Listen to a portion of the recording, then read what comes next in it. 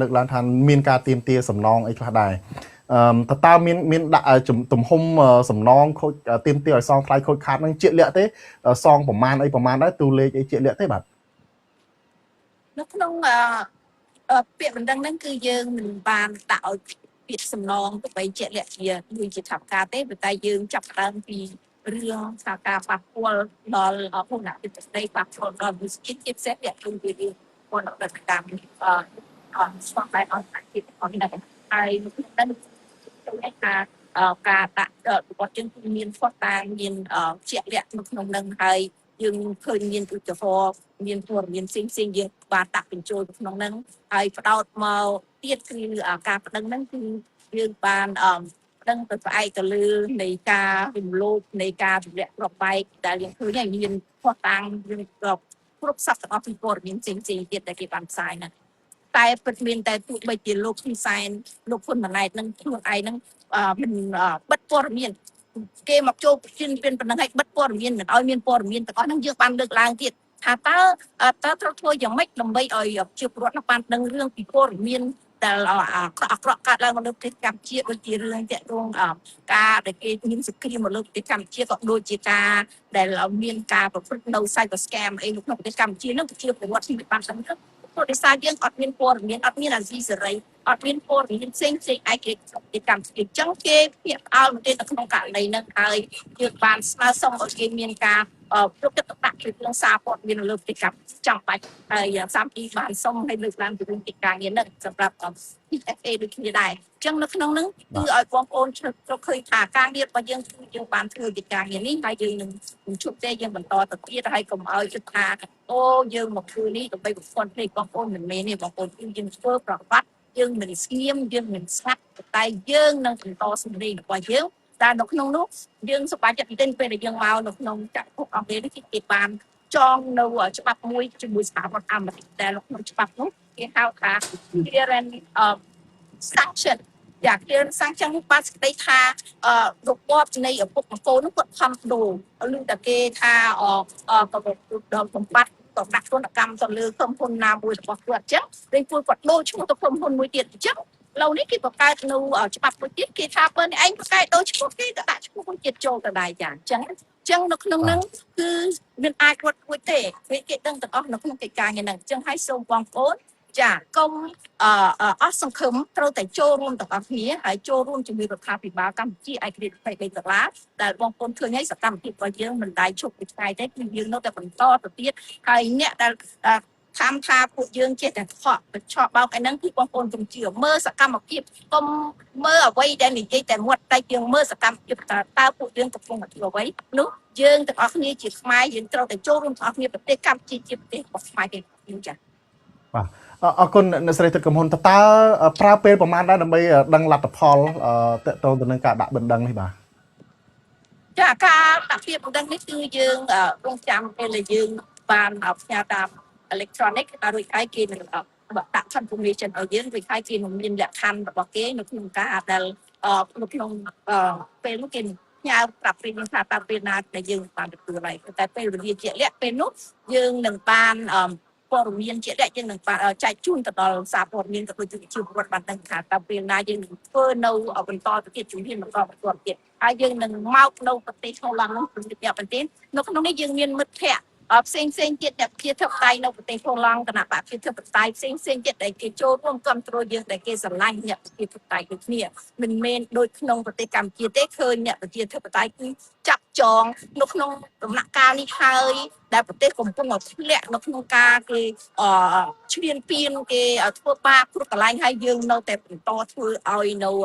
ប្រទេសកម្ពុជាយើងបែកបាក់គ្នាមិនមែនបែកបាក់ចេញពីអ្នកណាគឺបែកបាក់ចេញពីប្រព័ន្ធខ្លួនគាត់ផ្ទាល់នឹងតែបងចុះបងប្អូនទាំងអស់គ្នាត្រូវតែដឹងហើយត្រូវតែហ៊ាននិយាយត្រូវតែហ៊ានការនិយាយការពិតត្រូវតែហ៊ានចេញមកព្រោះបងប្អូនមិនខំប្រឹងពេលនេះទេណាប្រទេសយើងនឹងបាត់បង់ហើយបើប្រទេសយើងបាត់បង់ពួកបងប្អូនខំស្រាយខំអីទៀតក៏អត់បានការដែរអញ្ចឹងចូលរួមខ្ញុំមានតែពាក្យស្ដាំថាចូលរួមហើយតស៊ូទាំងអស់គឺស្អីពាវនាវឲ្យពលរដ្ឋចូលរួមនឹងតើមានការប្រមូលស្នាមមេដៃ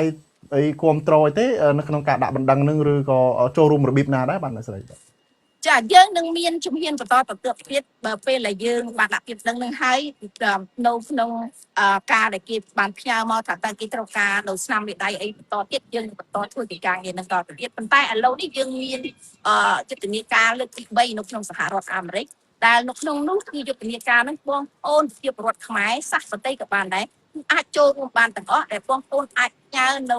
សារដែលខ្ញុំបានសរសេរហើយនៅក្នុងយើងទាំងអស់គ្នាក្នុងការងារនៅក្នុងប្រកាសបាត់ទីហ្នឹងគឺយើងបានសរសេរញើទៅលោកប្រធានាធិបតី Donald Trump តែនៅក្នុងនោះតាក់ទងពីរឿង cyber scam នឹងតែម្ដងហើយបងប្អូនត្រូវតែ copy នៅពាក្យទាំងអស់ហ្នឹងហើយយើងអាចផ្ញើធ្វើយុទ្ធនាការហ្នឹងនៅក្នុងនោះគឺឲ្យយើងឃើញថានៅក្នុងសហរដ្ឋអាមេរិកនេះគឺដឹងហើយថាជនស៊ីគឺត្រូវបានចិនចាប់អីទាំងអស់ហ្នឹងប៉ុន្តែនៅពីក្រោយជនស៊ីគឺលោកហ៊ុនសែនផ្ទាល់នឹងតែម្ដងដែលជាមេ scammer នឹងតែម្ដងហើយជាដែលជាអ្នកធុកបាល់បានថាប្រជាផ្ទាល់តែម្ដងព្រោះហើយគឺយើងត្រូវចូលរួមទាំងអស់គ្នាបានច្រើនចឹងហើយបានពេលដែលយើងផ្ញើទៅមានសម្បត្តិចេញមកពី White House វិញដែលបញ្ជាក់ថាគេបានទទួលសាររបស់យើងទោះបីសារនឹងមាននិយាយចំនៅអ្វីដែលយើងបានថានឹងមានពិតគេរោគសត្វពីព្រោះអីមានប៉ុន្តែអត្តន័យដែលយើងបានដាក់ទៅបានចូលទៅ White House ចឹងនេះជាប្រព័ន្ធមួយតែបងប្អូនអាចដឹងទៅសហរដ្ឋអាមេរិកអាចដឹងទៅពីទីសហរដ្ឋអាមេរិកទៅតាមប្រព័ន្ធហ្នឹងអញ្ចឹងនេះជាការចូលរួមដែលបងប្អូនត្រូវចូលរួមទាំងអស់គ្នាចា៎សូមថែមតិចលោកថាទៅស្យានៅពេលដែលលោកស្រីកំពុងតែនិយាយរឿងចូលរួមខ្ញុំនឹកឃើញមួយរដ្ឋាភិបាលចក្រភពអង់គ្លេសគេបានសួរហើយរដ្ឋាភិបាលក្រសួងការបរទេសរបស់ប្រទេសហូឡង់គេសួរថាតើប្រជាជនឯងប៉ះពាល់អីខ្លះក្រៅពីគ្រឿងខ្ញុំក៏បានឆ្លើយថាគឺប៉ះពាល់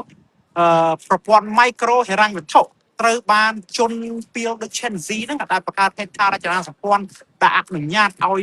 ពីរដ្ឋាភិបាលខ្មែរហ្នឹងបើកធនាគារឲ្យប្រជាពលរដ្ឋជាពាក់លុយវ៉ាវឲ្យដើម្បីចូលរួមគឺបងប្អូនណាដែលជាពាក់ដោយធនាគារឬមួយក៏ទៅក្រុមហ៊ុនពួកអក្រិតកម្មអនឡាញនឹងបោកសូមបញ្ជូន case របស់បងប្អូនទៅស្ថានទូតប្រទេសនីមួយៗនៅក្នុងចក្រភពអង់គ្លេសហ្នឹងដូចចក្រភពអង់គ្លេសទូតមួយហើយបន្តមកទូតរបស់ប្រទេសហូឡង់បើបងប្អូនត្រូវជន់អូកាសឈើបោកហ្នឹងបោកបងប្អូនឲ្យដាក់បងផ្ទះឬមួយក៏ micro ហិរញ្ញវត្ថុដល់បងប្អូនអត់មានលទ្ធភាពសងណាដូចខ្ញុំលឺមិញហ្នឹងដល់ថ្នាក់គាត់បាត់បង់ជីវិតហើយទៅដល់ប្អូនឬមួយក៏ក្មួយឯណាទៅសងចំនួនទៀតអាហ្នឹងហើយគឺរដ្ឋាភិបាលលោកហ៊ុនសែនហ្នឹងក៏គឺចូលរួមបោកជាប្រព័ន្ធជំរិតក៏ប្រជាពលរដ្ឋខ្មែរអត់ឲ្យមានផ្នែកដកដង្ហើមហើយបើសិនជាបងមានបោះត្រាងធនាគារត្រូវបោកមែនណាសូមបញ្ជូនខេសហ្នឹងទៅឲ្យស្ថានទូតសហភាពអឺរ៉ុបដើម្បីគេចាត់វិធានការហើយលោកស្រីទឹកកំពុងនិយាយមិញពីរឿង clearance sanction ហ្នឹងច្បាប់គេបង្កើតថ្មីរវាងចក្រភពអង់គ្លេសនិងសហរដ្ឋអាមេរិកហ្នឹងគេនឹងដាក់ឈ្មោះថ្មីមួយទៀតបើសិនជាបុគ្គលណាថ្មីទើបតរិចរូបរស់នៅក្នុងស្រុកខ្មែរដែលចេញមកបោកដូច Gen Z ដូចជាលេងនវត្រាដូចជាស្អីហ្នឹងគេរឹបអូសបានទ្រព្យសម្បត្តិទ្រព្យសម្បត្តិហ្នឹងគេនឹងបកកនៅសហភាពអឺរ៉ុបនិងចក្រភពអង់គ្លេសដើម្បីយកមកឲ្យប្រជាពលរដ្ឋខ្មែរវិញតែជាជនរងគ្រោះត្រូវគេបោកហើយរដ្ឋាភិបាលលោកហ៊ុនសែនហ្នឹងអ្នកនៅជុំវិញគាត់ហ្នឹងបោកប្រជាពលរដ្ឋខ្មែរហ្នឹងធ្វើមិនរឹកអូសពួកហ្នឹងហើយយើងនឹងយកលុយរបស់ពួកហ្នឹងដែលគេបកកដែលសុចរិតហ្នឹងយកមកសងប្រជាពលរដ្ឋខ្មែរវិញជាជនរងគ្រោះព្រោះឯមិនមែនជាកំហុសបងប្អូនទេដែលជាពាក់លុយធនាគារគឺជារដ្ឋមួយចូលរួមដៃគ្នាដើម្បីបោកប្រជាពលរដ្ឋខ្មែរបាទដូច្នេះមានន័យថាការដែលពលរដ្ឋខ្មែរដែលរងគ្រោះហ្នឹងគឺមិនគូស្ងៀមស្ងាត់ទេហើយមិនគូរងចាំដំណោះស្រាយពីខាងរដ្ឋាភិបាលដែលសន្យាឲ្យស្ងៀមស្ងាត់ទេគឺថាពួកគាត់បើសិនជាគាត់ជនរងគ្រោះអីមែនពាក់ព័ន្ធទៅនឹងក្រុមហ៊ុនមួយចំនួនឬក៏អ្នកពាក់ព័ន្ធអ្នកកាន់អំណាចហ្នឹងគឺអាចដាក់ពាក្យបណ្ដឹងទៅស្ថានទូតបរទេសផ្សេងៗដើម្បីឲ្យគេមានភស្តុតាងទីមួយអាចមានភស្តុតាងនៅក្នុងការស៊ើបអង្កេតទៅលើអ្នកដែលប្រព្រឹត្តនឹងឬក៏អក្រិតជននឹងផងហើយទី2នៅពេលដែលគេមានវិធានការហ្នឹងគឺគេអាចយកទ្រព្យសម្បត្តិហ្នឹងមកសងជនរងគ្រោះយ៉ាងវិញបាទបាទអរគុណខ្ញុំមានចង់ងាកទៅសំណួរពាក់ព័ន្ធនឹងរឿងបណ្ដឹងបន្តិចខ្ញុំឃើញបណ្ដឹងហ្នឹងតសេមានដាក់ពីទាំងរដ្ឋាភិបាលខ្មែរទាំងរដ្ឋាភិបាលថៃសាមនេះតើវាអាចស្មុគស្មាញបន្តិចទេច្រើនពេកទេប្តឹងខ្មែរផងប្តឹងថៃផងក្នុងករណីនេះបាទឬក៏មិនដែរបាទ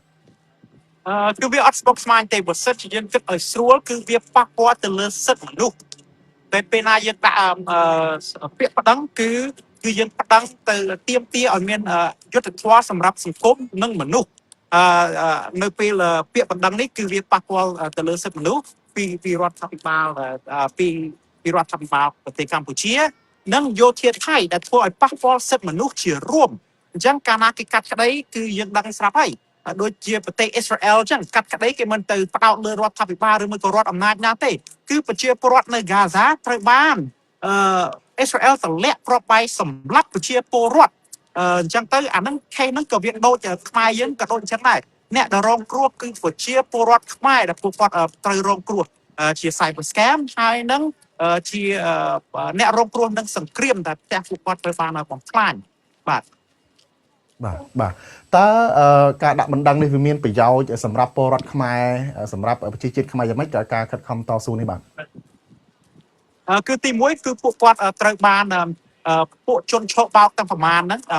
ដែលជាពាក់លុយធនាគារហ្នឹងគឺត្រូវបានលុយមកវិញពេលដែលចក្រភពអង់គ្លេសនិងប្រទេសហូឡង់និងសហភាពអឺរ៉ុបរកឃើញផុសតាងត្រឹមត្រូវ